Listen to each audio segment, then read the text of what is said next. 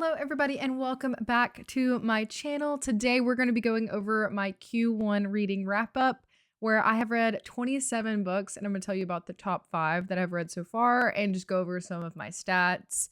We're just going to chit chat about what we've read so far this year. So this year started off pretty strong with my January reading total being 12 books. Now I try to not prioritize quantity over quality. But I do love to read and I do read a lot. So naturally, when I read less than normal, it may be because I'm uninspired or it could just be because I'm busy.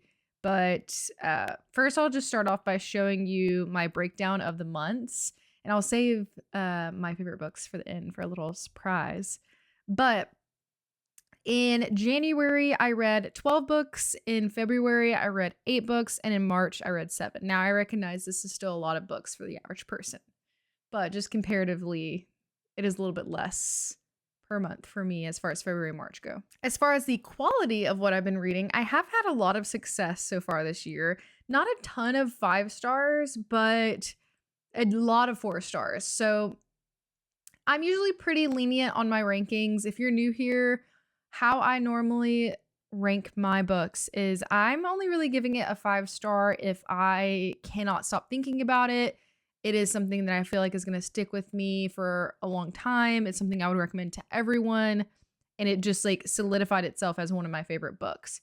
So depending on like if the message is poignant enough or like important enough to me to want to give it a 5 star regardless, like sometimes I'll give like memoirs and nonfictions, foreshadowing, 5 stars if I just feel like it's truly like a powerful message, even if it's not necessarily going to be like on my all-time favorites list. I don't know if any of that makes sense, but that's kind of like the 5 star vibe. 4 stars is something that like I really loved it a lot and like I would highly recommend it still, but it may not be something like this time next year I'm still like thinking about. It's still resonating with me. I also don't normally do half stars just because like maybe eventually, maybe next year I'll start doing it, but it's just not natural for me to like think in half star usually. But then we have, and that's why I started this year keeping like a running list of my favorite books as I'm reading them.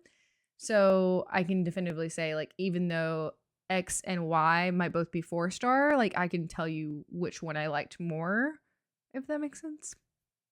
And then 3 star is usually like, this is a good book. It's average. Like I would say, you know, I enjoyed it. I didn't dislike reading it, but it was fine, essentially.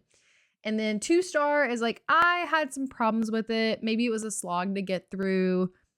Took a little bit of effort to complete, but it was still readable. I was still able to finish it.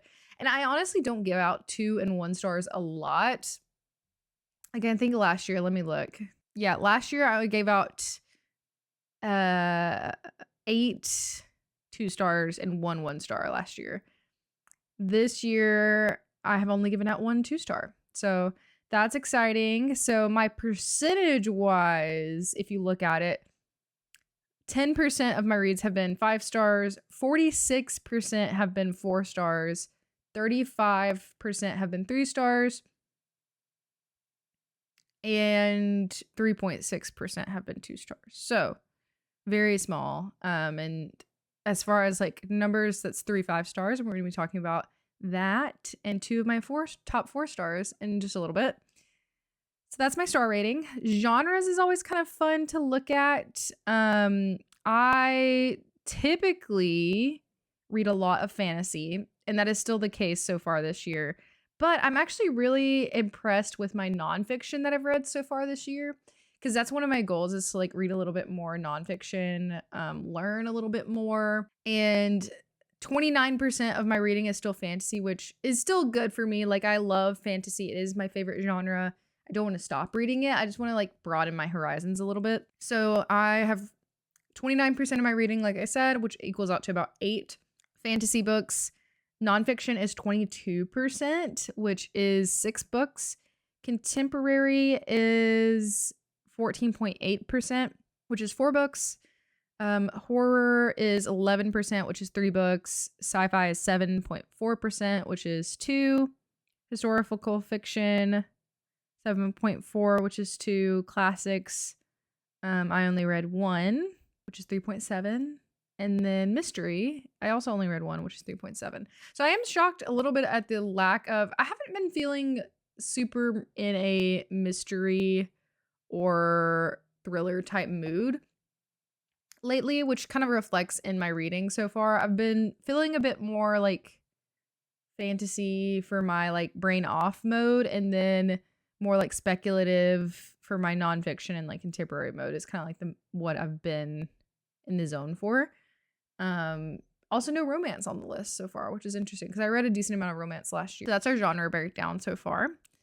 And then this one I'm really proud of. This is my acquisition. So I do something every year where I like to separate out the amount of physical books I'm reading, because a lot of my books, you'll see in the next stat, are audiobooks. Actually, I'll just go ahead and pull it up. So 63% of the books that I have read so far have been audiobooks. Only 30% have been physical books. And then 7.4% have been like in tandem. So like I read the physical and the audiobook at the same time, or like alternated between the two, not like actually at the same time. I know some people do that. That doesn't super work for me. But of the 8 books that I have read physically, I like to track those by like, okay, so those books that I have like on my shelves, how many of those that I've read are from my backlog, and how many did I purchase new this year? Because I try to, if I'm reading something physically, I try to have it be from my like already pre-existing library, because I have so many books, which is kind of like how I justify it in my mind, I guess. But 87% of the books that I have read physically have been from my backlog. And that just means from at least a year ago. I'm not super diligent about tracking my backlog, like how long I've had all of these books on my shelves, just because it's not realistic for me. But I've got a couple off of my desk that I've had on my list for a long time. Some of them have been new favorites. So very exciting stuff. 7 of the books that I read physically are off my TBR. So yay. Next, we have another one that I'm always working on improving, is reading diversely. I really want to read more translated works this year. That's one of my goals. I try to be very dialed into whatever awareness month we're in for the year, and like read from recommendations from that culture or from that group of people. So yeah, if you have any recommendations for translated books, please let me know. I would love to read more of that. And this is my author race breakdown. I still have read 37% of white authors, which I do know that like that is traditionally going to be the most represented in the publishing space right now, but working on kind of expanding that. I wanted to prioritize reading from Black authors in February for Black History Month. So I have read 14% or 14.8% Black authors. Specifically, I also wanted to read from, and it just happened to be the case for our book club, from African authors. So I have read 2 books from Nigerian authors so far this year, and 1 book from a Ghanaian, believe is how you pronounce it, which is awesome. And then our next biggest one is going to be Native American or Indigenous Americans, and that is 3 different authors, which has been a priority of mine as well. So I'd love to hear if you have any Native authors that you would like to recommend. I would love to read more from that. And then we have 11% Middle Eastern authors and 7.4% Japanese authors. I want to definitely read more from Latinx authors, because it's only 3.7%. You can't see it on this chart, but it's that small purple one. And then we have Southeast Asian authors, 3.7%. So that's a little bit of my author breakdown. This one generally is pretty one-sided with my author gender that I'm reading from, and that is 77% female. This pretty much checks out for me. I would like to read from some non-binary authors this year, because I don't have any so far. So again, if you hear any of these and you want to make recommendations down below, please do. that is all for my stats that I have so far. If you want to look, here is the countries, or sorry, here's the states that I have read from. Only, and this is like where the books primarily takes place. Only 5 so far. So Alabama, Colorado, California, Virginia, and New Hampshire so far. So, but we have read from 11 countries so far, which is pretty cool. So we have Canada, Mexico, United Kingdom, Poland, Austria, Iran, Japan, Egypt, Nigeria, Ghana, and Senegal. And also the United States, obviously. Okay, so now to get to the funnest part, I think, which is my top 5 reads of the year so far, which I've read, like I said earlier, 27 books. And we're going to go from number 5 to number 1. I think I said this at the beginning too. It's just Q1. So it's from January to the end of March is what we're looking at so far. So none of these are I've read. This is probably coming out in like mid-April. None of these are from April. All this is from January, February, and March. Okay, so the first book that I'm going to be talking about, my number 5 read of the year so far, is The Haunting of Room 904 by Erica T. Worth. This one really took me by surprise, mainly because I hadn't really heard of it that much. But I was very entertained like the whole way through. It is definitely weird. Like I see that it's not rated super highly on Goodreads. And I can totally see why, because it is definitely scattered, but it really worked for me. I don't know what it was that really stuck, but essentially this is a story following Olivia Bakente, who was never supposed to have the ability to commune with the dead, but she does end up with this ability after her sister ends her own life. And when her sister Nyaiche, I forget exactly how to pronounce her name, I'm so sorry, dies unexpectedly under strange circumstances. Somehow Olivia can't stop seeing and hearing from spirits. So a few years later, she's the most in-demand paranormal investigator in Denver. She's good at her job, but the loss of her sister haunts her. Then she hears from the Brown Palace, a landmark Denver hotel. The owner can't explain it, but every few years a girl is found dead in room 904, no matter what room she checked into the night before. So it's pitched as like a paranormal thriller, and it does follow indigenous characters, which is really great.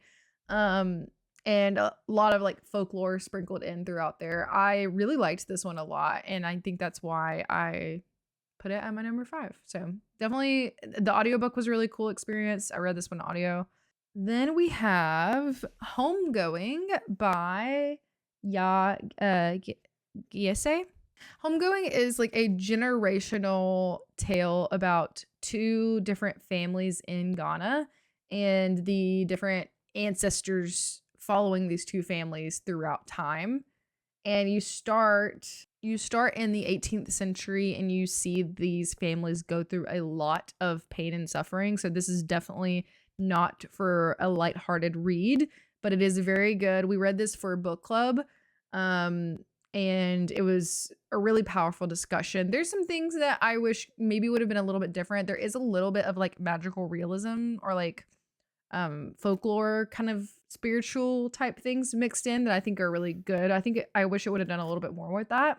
But it was really, really educational as well. I didn't know a lot about Ghana and about their history of the Gold Coast. And there is a lot, like you go from like the American Civil War to the Jazz Age Harlem, a lot of like different moments in time all the way into modern time with these 2 families. So a lot of stuff, really good stuff here. So that is my number 4. My number 3 is the memoir by Viola Davis, which is Finding Me. And I don't know, this one was my first 5-star of the year? No, it was my second 5-star of the year. Oh, I forgot to mention this one and Haunting of Room 904, I gave 4 stars. So my 3 5-stars are my top 3 of the year, obviously. But number 3, Finding Me, was a really beautiful memoir. The way that it was written was really engaging. Viola Davis voices the audiobook, And it was a phenomenal listen. She kind of walks through her whole life from childhood to now, the hardships she endured growing up, the struggle that she had being a Black woman in the acting space, and what that looked like for her. I really, really enjoyed that book, and that's why it's my number 3. So The Keeper of Night is my number 2 read, and I'm so glad that I finally got to this one. I've had this one on my shelf. I know this one's been on my shelf because it's book of the month since 2021. So it's been 5 years since I've had this on my shelf, and little did I know I had a 5-star just sitting on my shelf, which is so cool. This is The Keeper of Night by Kylie Lee Baker. I've read the another book by her, and I forget what it's called. But I think this is her first novel. This is a fantasy duology about a half British and half Japanese Shinigami, which is Reaper. So she's part British Reaper and part like Japanese Reaper. And you get a lot of both cultures in this book, and she does have a lot of the struggle and the experience of being biracial that is portrayed. She also is traveling with her brother from these places, and she is like it's very quest centered. If you like a quest based story where they are kind of like going through the underworld, and she is like performing her task as a Reaper, and trying to earn respect and claim like her place by death's side, is very interesting. I just think that Ren is such a badass main character. Like, she's so cool. Here, I'll read you some of the synopsis. Ren Scarborough has been collecting souls in the London streets for centuries, expected to obey the harsh hierarchy of Reapers, who despise her due to her mysterious mother and even more mysterious Shinigami powers. Ren conceals her emotions and avoids her tormentors the best she can. When her failure to control her developing Shinigami abilities drive Ren out of London, she flees to Japan in search of the acceptance she's never gotten from her fellow Reapers. Accompanied by her younger brother, the only being on Earth to care for her, Ren enters Yomi, the Japanese underworld, to serve the goddess of death, only to learn that here too she must prove herself worthy. 10 out of 10. Would very much recommend. Very, very good. And finally, my number 1 read of the year so far is Lost Souls Meet Under a Full Moon. This is also a duology, and this is translated from Japanese. And I freaking loved this book. I know I talked a lot about it in my last vlog, which if you didn't watch it, it's a fun one. It's my Gatlinburg vacation vlog with my family. And I read this on the way back and forth from there, and it is so, so good. Basically, like, quick summary is you start out kind of having these short stories, very similar to like before the coffee gets cold. It's very much like giving that type of literary fiction where you are following different people going through XYZ, grief, that sort of thing. But the way that it ends, I find so good. And it's so short but packs such like a big punch. But basically, you have someone called the go-between, who is the like liaison for the dead and living. So you can request to speak to someone that has passed on that's on the other side, but you can only meet with one person like your whole life, and they can only meet with one person that's still alive. So you basically only get one chance, and you have to have this kind of like in-between person, and it's so good. All right, guys, thank you so much for coming to my Q1 wrap up of all of my stats for the year, all the books that I've read, and my favorites so far. I will keep updating you throughout the year on like how this changes, anything I need to add, but that is a summary. And if you're here, make sure you subscribe if you aren't already, and I will see you next time.